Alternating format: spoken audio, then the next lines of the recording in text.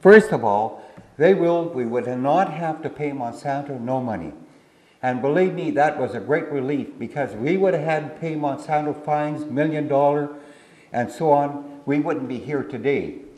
But what was not fair in that decision was when the Supreme Court ruled that Monsanto has to pay their legal bill, which was over $2 million. And you have to remember, they had said in court it was a test case for them to see how far they could exercise intellectual property rights over farmers' rights. That's what the whole case was about, and that's why they laid the case against us. So it was easier for them to pay the $2 million than for Louise and I to pay $500,000 in our court costs standing up for the rights of farmers. So that was not fair. On the issue of all these other items that we had brought up, this is what the ruling was, and I'll give the exact wording. Monsanto's patent on a gene is valid. And wherever that gene arrives in any higher life form, by whatever means, they own and control that higher life form. Now, when I say a higher life form, it basically means anything that comes from a seed. So I believe now we have more problems than we have answers in Canada, because where do you stop?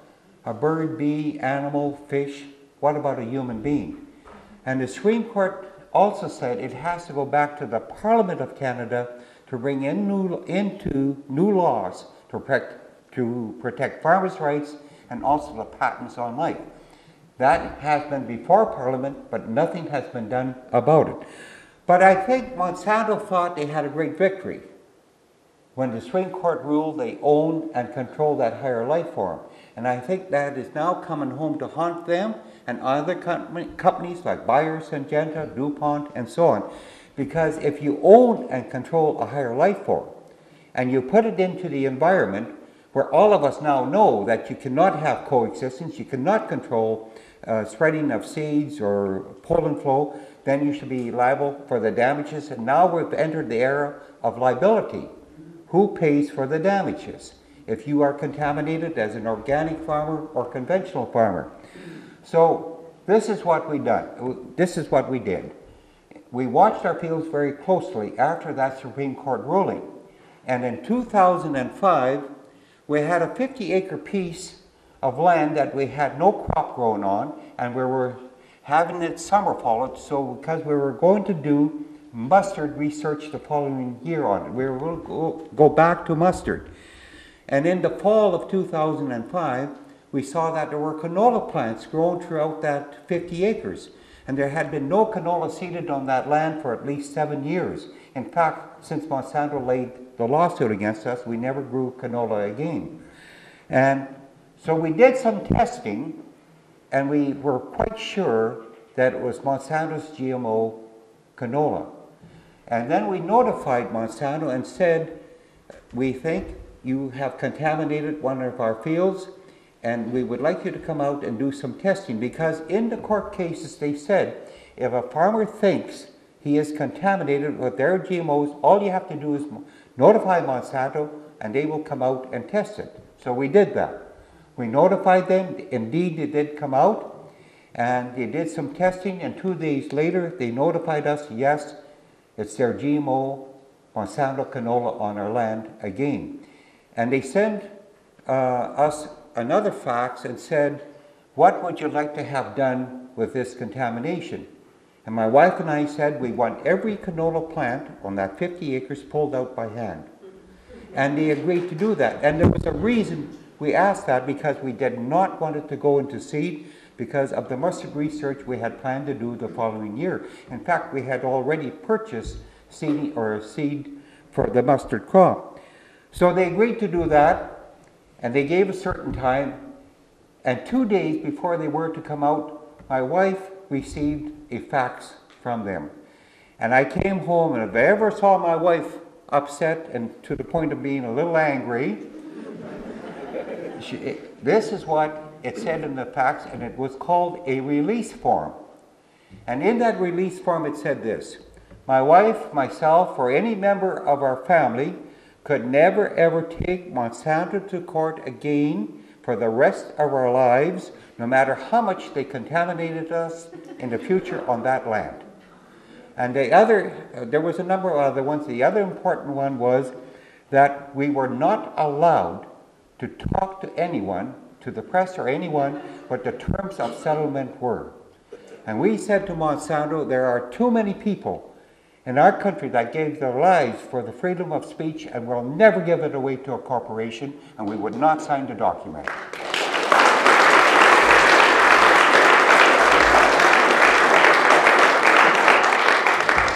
So Monsanto said, all right, if you don't sign the document, we will not remove the contamination. So we said to Monsanto, with the help of our neighbors, we will remove the contamination. And Monsanto then said to us, sent us another fax and said, we wish to remind you that those canola plants on your field are not your property. They're our property, and you're not allowed to do with them what you want. Well, believe me, we said to Monsanto, we are going to remove them, and we did. And we paid our neighbors $640 to help us remove it. And we sent Monsanto the bill.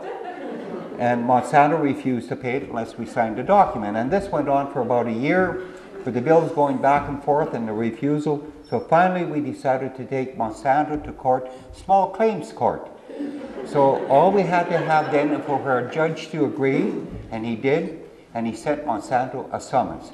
And it went to court in March of last year for $640.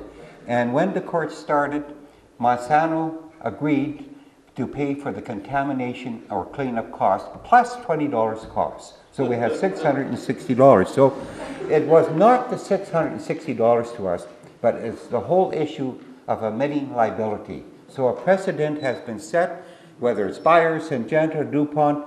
If a farmer is contaminated, there's now an avenue for farmers around the world to seek compensation.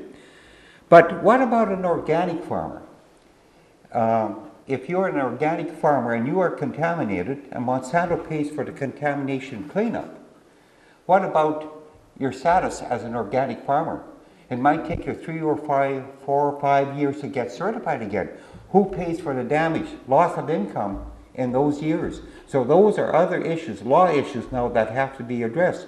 It was interesting though, in the mediation at that time, when we went after Monsanto for the $640, at first they said the government of Canada is responsible because they gave us regulatory approval to sell it.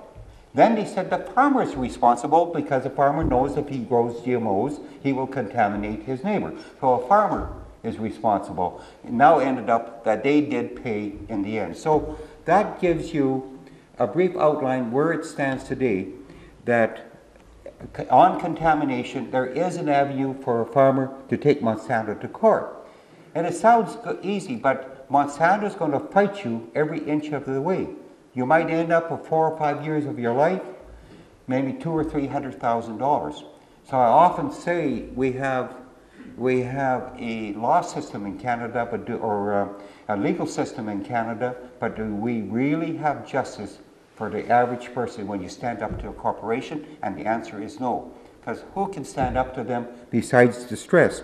So those are some of the issues of the court case. Now, as I mentioned, 4 crops introduced in 1996, and I'll never forget what farmers were told at that time. Increased yields, more nutritious, less chemicals, especially less chemical issue, and now we'd have sustainable agriculture, and now we'd also be able to feed a hungry and starving world. That's what farmers were told. And believe me, within 2 years, things started going wrong. The yields went down, especially in canola and soybeans. Soybeans about 15%. According to the Department of Agriculture in Saskatchewan, canola somewhere between 8 and 10%.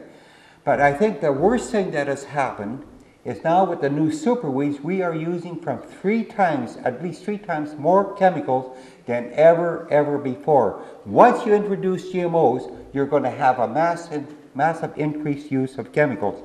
I don't have to go much into then the effects on human health, the environment, with the increased use and new types of more toxic and more powerful chemicals. So that is what has happened.